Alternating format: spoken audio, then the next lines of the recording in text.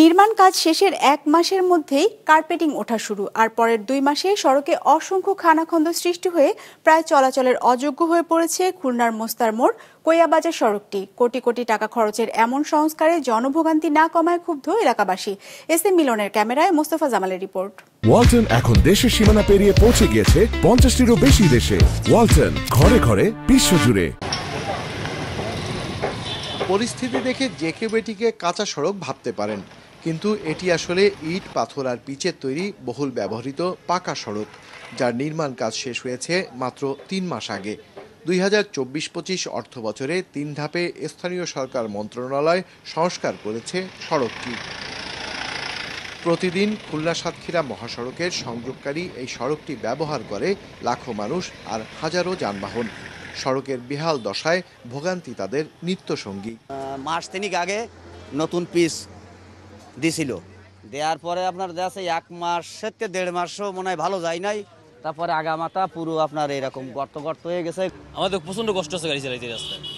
আর এখন তো শুকনোর সময় ধুলোর জন্য আমার মনে যাত্রী নিয়ে যাতেই পারি না। গাড়ি পাল্টে খেয়ে পড়ে যায়, ভ্যান পড়ে যায়, ইজি বাইক পড়ে যায়। বয়রা, খুলনা, দৌলতপুর, যত লোক সব তো এই রোডেই চলাচল করে।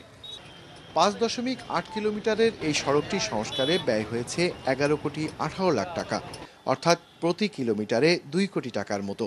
এত খরচের এই সড়কের দশা এমন কেন, এ প্রশ্নের জবাব দিতে নারাজ ঠিকাদার কিংবা স্থানীয় কর্তৃপক্ষ। আমরা যখন করতেছে তখন বলতেছে 1 সপ্তাহ যাবে না, কি দিচ্ছেন? তো বললো এ তো যাবে, সমস্যা হবে না, আমরা আবার করব, কিন্তু তাদের তো আর পাই না, কাকে বলবো? আমি মনে করি যে রাস্তা যারা করে তার থেকে বেশি অপরাধী রাস্তা যারা করায়, কারণ তারা ওইখানে বসে রাস্তার একটা টাকা পয়সা কি দিয়ে কি করে, আর এরা এইভাবে কাজ করে যায়, তাদেরকে ধরা হয় না, তার মানে ওরাই জড়িত বেশি।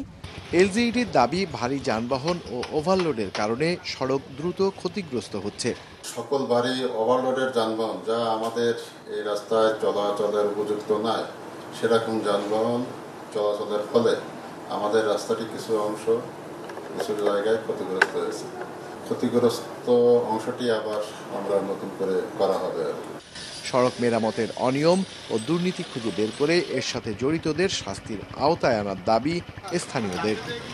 মোস্তফা জামাল, বিজনেস রিপোর্ট, মাছরাঙা টেলিভিশন।